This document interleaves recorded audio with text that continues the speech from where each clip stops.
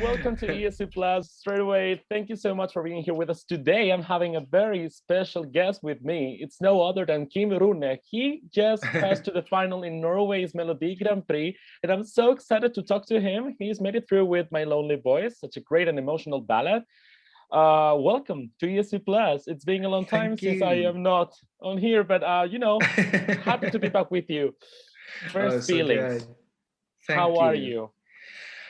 I'm really good. It's a little bit overwhelming with all the like everybody wants a piece of you now, and I like experienced that when I was in Norwegian Idol in 2007. But after this like lockdown and pandemic, you don't have to. I haven't talked to people in a in a long time. I'm not. I'm that's you know, that's what coronavirus is doing to everyone. I yeah, think we're all struggling, but you're now yeah, doing it. You're communicating with music. That's the most yeah. important Thank now. you. Yeah, it's really cool, and it's something special with standing on stage and talking about personal experiences and feelings and the confirmation that the people gave me and put me through to the finals was fantastic. There's been, I don't know what to start talking about, because there's Eurovision, there's MGP, there's your career, there's Idol, there's The Boys, there's a lot of stuff that I want to talk to and about. So first of all, let's start with MPG. I think My Lonely Boys has this, emotional touch that a song needs to, succeed and to be on the spotlight. How did you approach the whole thing once you were offered to participate in the biggest Melodi Grand Prix ever in Norway? Well, uh, the song you asked me about like the show and how to get Yeah, into it. Yeah. yeah, and in relation with the song, how did you come up with the Mm. idea of the song and then to present it to Melodi Yeah. Grand Prix? The thing is that NRK or NGP asked me to participate, but I said I don't have the right song. So they put me in a songwriting session group. Uh, so we had 2 days to try to make some music. So what happened the first day? It was we wrote "Walking in My Sleep," who's now is in the next semifinal with another artist, and then we Wait, wrote so it's the. Can you please tell me the name of the singer? Because I don't remember now. Anne Finn. Anne Okay, Finn. okay, I'm Yeah, okay. she's performing the song that we wrote the first day, Yeah. and the second day we wanted to try a ballad. So I played a song with Celine Dion called "Ashes" from Deadpool. Yeah. Let beauty come out of ashes. I love that song. Wow. Uh, and I said like I want this feeling, I want this mood in the ballad. And we started just putting some drums and everything and then I just stood behind the mic and started singing, and I was like, "Am I only voice go?" I'm like, okay, there we have it. I know Yeah. what I'm going to write about, and we worked out the song, and the song is about me thinking that I found the one, when you think you found the one, but he wasn't. Okay. Yeah. so Something it's we can all relate to. yeah, so it's a it's a story about how I met a guy in London in 2019. Yeah. So it's like personal stuff, and I think that the song replicates how I felt on the train towards Heathrow and towards Oslo and home when I was crying and felt bad and like, damn, it didn't work out. And So does this guy know about you? Yeah. nowadays? Is he still in touch with you? Well, he actually for like 3 months ago, he sent me a message like, "Hi Kim, how are you?" Like, I'm good. Does he By the know way, you are competing to represent Norway with the song that talks about him? Does he know about that? Because it's quite impressive. and he think it's lovely. It is. It is. It's Yeah, such a... he think it's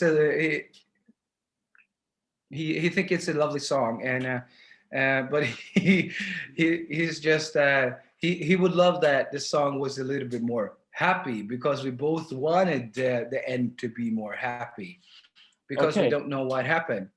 Okay. But that's just the way it is. Sometimes people have like the best chemistry, and when we met again after the first weekend, it was just something was off. So we just decided to go separate path.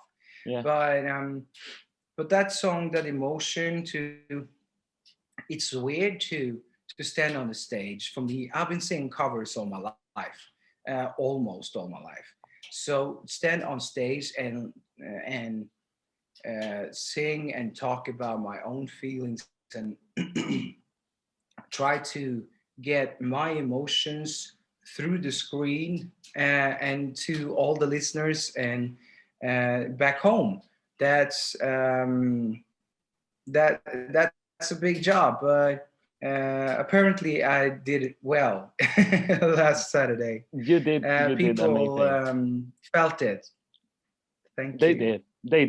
They completely did. I mean, by watching this performance that I have behind me, Yeah. you're not alone on stage. You have someone, a dancer, who is doing its thing on stage as well. It's a very studied performance. I don't know how to define it. I want you to tell me, how did you also come with the concept of building such an intimate performance where you are the main center of it, but then you are having somebody else that is not stealing the attention from you, but it's a complement to the performance. It's an addition to it. The thing is, the dancer's name is Dag Rune, almost the same as me, and we're we're really good friends. And when I had a call in September that our song was through to the semifinals, I started thinking about what do I actually want to express? What do I want to tell people about this song? And I've seen Dag Rune express a whole song with just his body before. And he's a great dancer and he knows me so well. So I thought, I need to talk with this guy. And I also came up with the idea of like the ropes and that you can stretch and like have a fight with. And that's what I had my own fights with the feelings and trying. It's hard to let go when you think you found someone that is the one. It's hard to let go and you need to fight.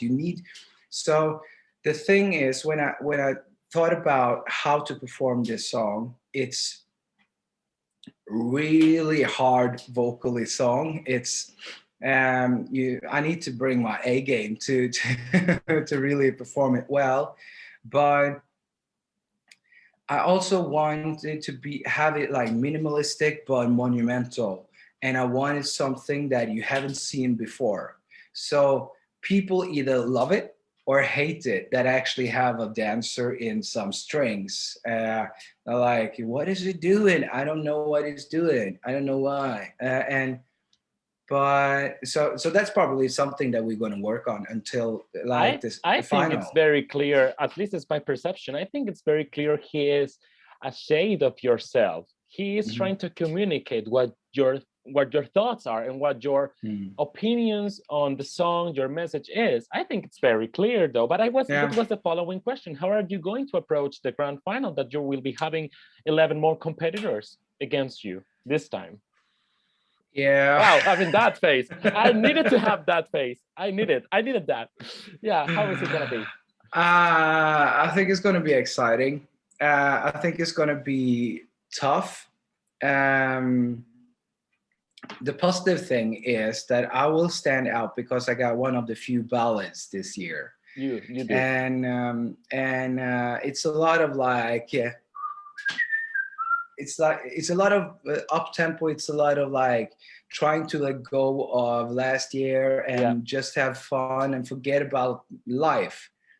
But life is about love too. So I hope that I just hope that between all the madness and all the drum and bass and horns and the craziness that I will come through and hopefully move people with the song.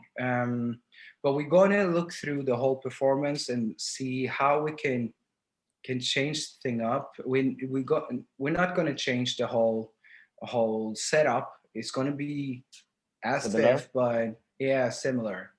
But I might want to do something with the lights, especially at the end.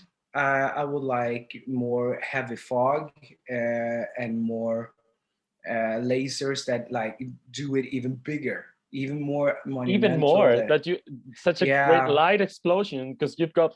I mean, yeah, it's huge. yeah. Even higher. It's huge. Great.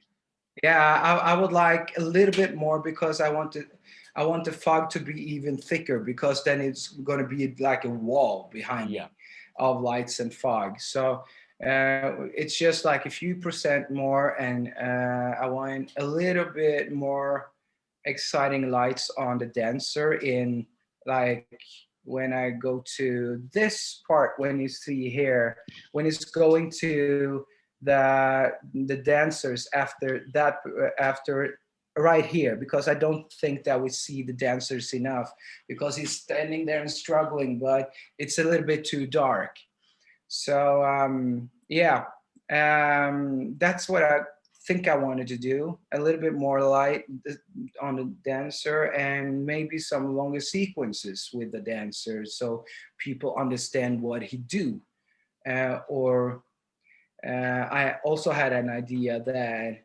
while I'm in the center, he would could be in the frame up here, like just faded in the top of the frame. But we'll see. I got a lot of ideas.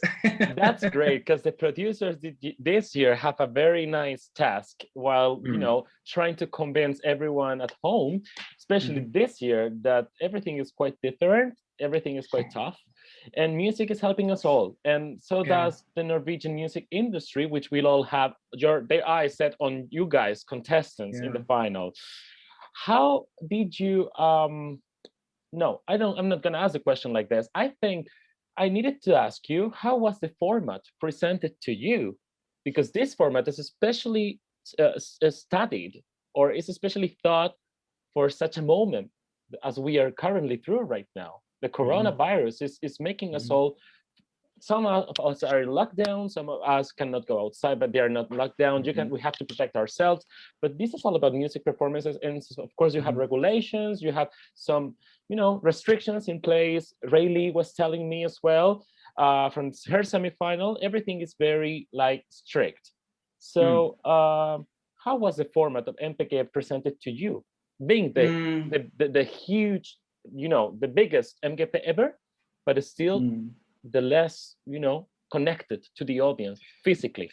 Yeah. Um, when I talked to Stig, he said this is probably the most important MGP and Eurovision ever, because this year music will once again unite Europe and Australia uh, to one big happy family, but we won't be in when the finals is in Rotterdam, we won't be thousands of people there, but we're going to be thousands of people over the screen looking at the performance. So the difference now is, of course, the audience, but it's also The show is not designed for people to watch from like the stage. It's not going to be a stage performance. It's going to be a television performance. So it's two different angles to do a performance, because now more than ever cameras are important.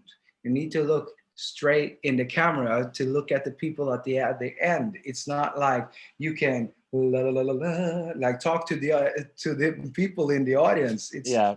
because there's not going to be anyone in the audience. Yeah. So it's going to be different in that kind. But then again, I think it's the most important MGP and Eurovision in a long, long time, because we forget about the pandemic when we're on stage as a musician, and you as a listener and watcher of the shows.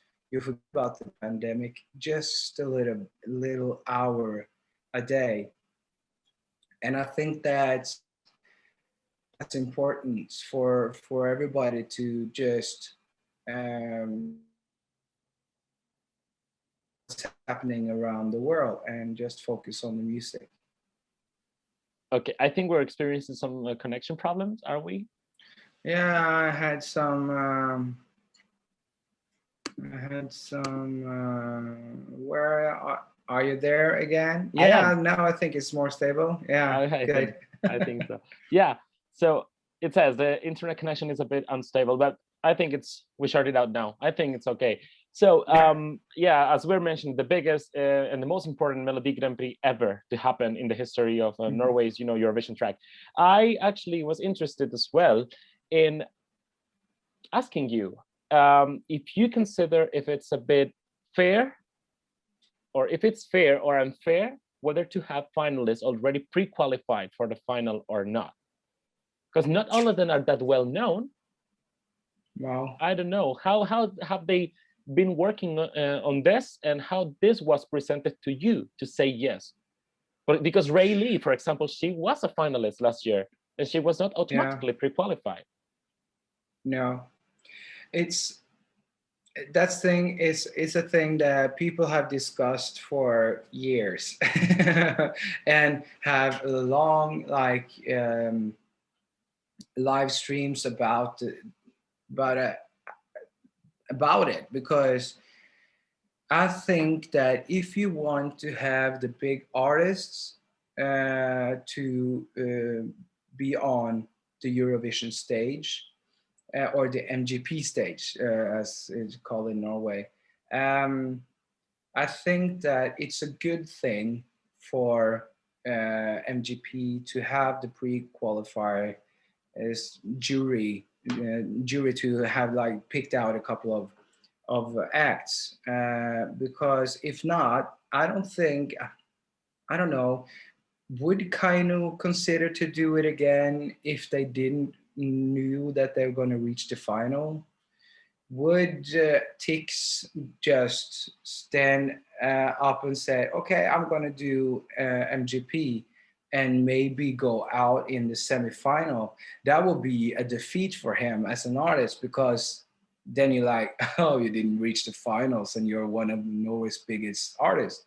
And I think that in one way, it will have a positive thing, because you have bigger artists that wants to be a part of MGP, because you have the abilities to go directly to the finals if you have a name and a good song.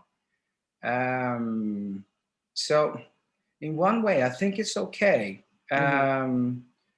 If REHEARSALS had a similar song this year, I think she probably would be pre-qualified, but she's gone 80s. That girl is 80s this year. So it's not like, it's not the same. And so she's got another vibe. She's got another type of music. She's got another theme for this song. It's not just beautiful REHEARSALS who sings a cool pop song. This is full 80s with flash totally dance different vibes. totally different concept, totally different. So in one way, I think I think it's okay in one way, but and they mixed it up with some like well-known artists and a couple of like a little bit less known. Should Kaja Rode be pre-qualified? You never know. It's the thing that you got a jury. It's the same with jury and votes, because a jury is often not consistent with what the people want. Okay. So it's always like my song is not in like in every other country than Norway. I have reached like 7, 8, or 9 or 10 points out of 10. In Norway, it's we throw the dice and I get like 2 or 3. So people, some of the people in Norway ain't happy with my song at all. But in other parts in Europe, people love it. So, and that's just the way it is. People are different, and I think pre-qualifies is good for MGP, because then you got the big names. Is yeah.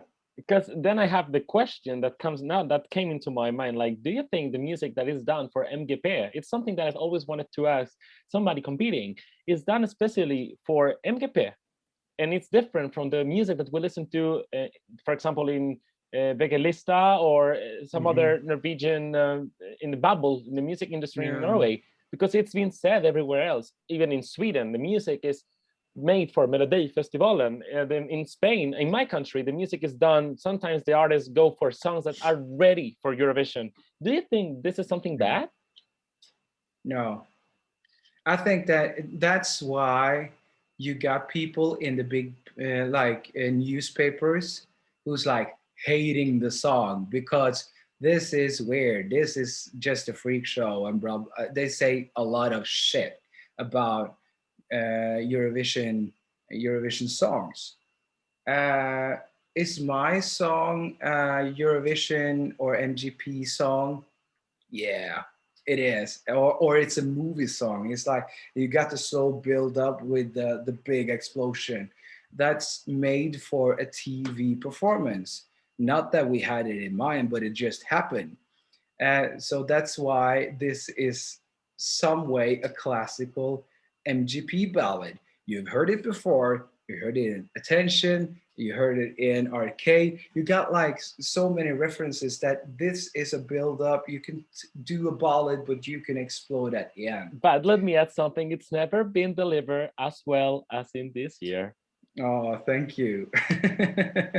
Yeah, it's probably one of the highest notes in MGP history. I think so. I told you at the beginning, it blew me away, and I think you're gonna do it again in the final. And I actually wanted to know, who is your strongest competitor for you this year? There is Kino, we have Tix, we have Atle Pettersen, we have a lot of them. There's Kaja, there's Emily, Rayleigh. Rayleigh, yeah. I think that, well, I'm going to be honest with you. I'm aiming for top 4. So in the top 4 this year, I hope it will be me, Rayleigh, Kaino, and Emmy. And Emmy is bringing something very, very different and very interesting at the same time. There's one semi-final missing coming up this Saturday. We're going to keep our eye on that. But had I got to ask you, who would you like to see representing Norway overall? Like, without having in mind all the pre-qualified artists that are competing this year in Melodi Grand Prix, who would you like to see representing Norway?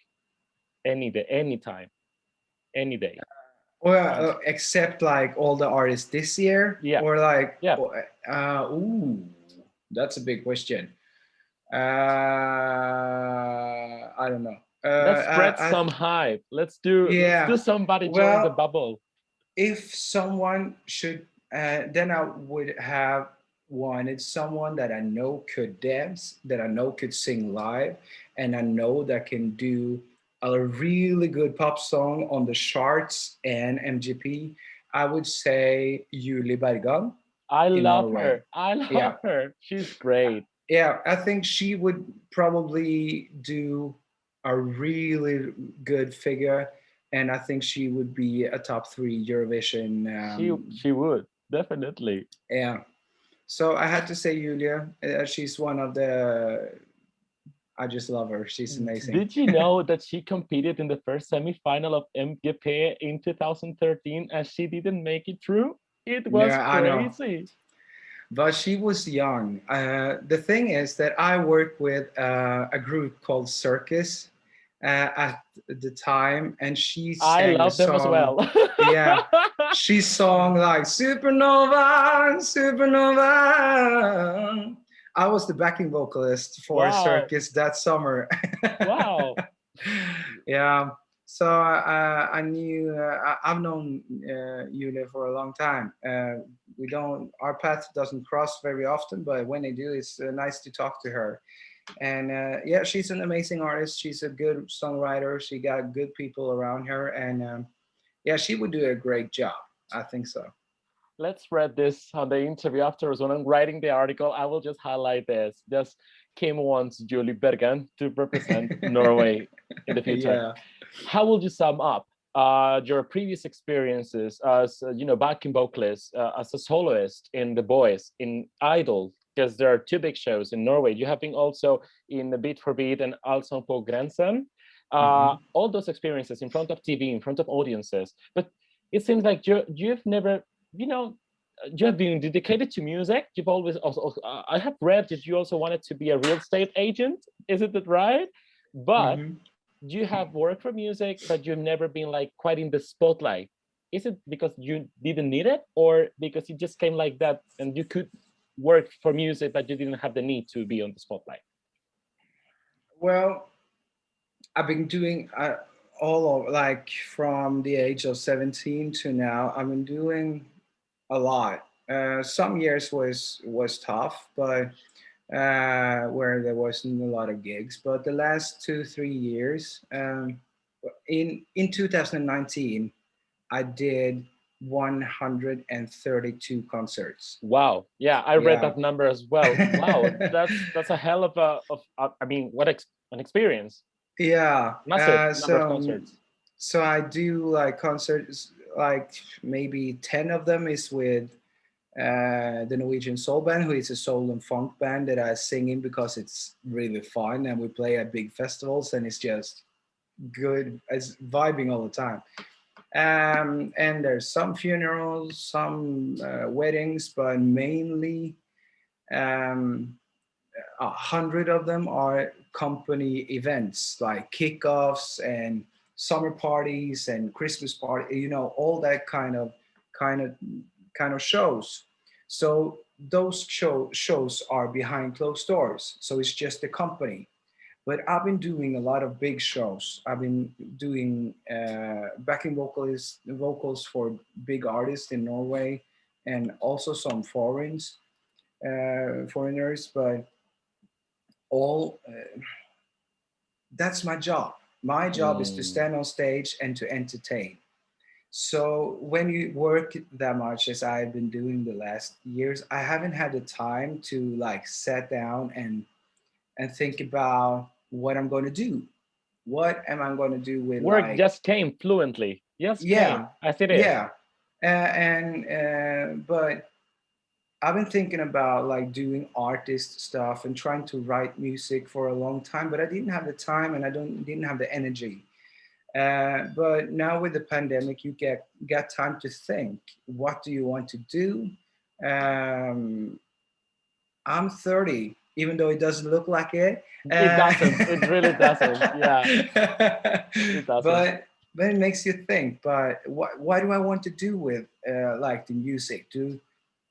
Should I like quit and just be in a real estate, work with real estate, get done with the studies and just work with selling properties, or should I just like said no, fuck, I just want to do the artist stuff, yeah, and write music, and that's what I did, and I just had to go for it, and I'm really happy that I did. but I had a lot of experience doing all the stuff that I did, all the shows, all the artists that I met, all the people in the industry. And I think that's a positive thing. Everything that I've done has come to this part, and now I'm ready to be standing on stage for my own. I'm ready to take the place that I always wanted on the front of stage with my own music. But it has taken a lot of time to find what kind of music I want to express, what I want to say. But finally, the moment is here. Yeah, the moments arrive by themselves. I was going to ask you, last but not least, where are we going to be listening to your soul and steady inspire voice, amazing voice in the future? Where else are we expecting new songs, EP, album? Are we, we're gonna kick the Norwegian industry, right? We're gonna do it. Where are Yeah, we gonna be yeah. listening to you? Well, the thing is that I just signed with MTG Music Norway. So Okay. I have an artist contract at theirs, and we're aiming for to release a new single within 2 months after the final. The song is almost ready, and right after the finals, I'm going to go directly into the studio, and just try to write, have fun, create more music, and the goal is to release 2 or 3 singles additionally to my Lonely Voice this year. Perfect. So Yeah. we're having 2 more singles apart from that. So, I mean, if you go to Eurovision, it's going to be hell of a madness. It's going to get crazy, but you're going to overcome everything for sure. Hopefully. It was a nice pleasure to have you with us. Thank you so much for sharing all the thoughts, all the difficult stuff that you're trying to command on the performance, because it's, a very emotional and personal performance, and you're going to be having the best time of your life on stage on the 20th of February. I'm sure. Hopefully. Can you sing us a little bit part of it? Maybe. Okay. Your Even favorite. if I lose my soul, I know it can be enough. Time to leave it all behind and let go. And I tried so hard to let you in, but we couldn't fix our broken strings, and my lonely voice goes, ooh, ooh, ooh.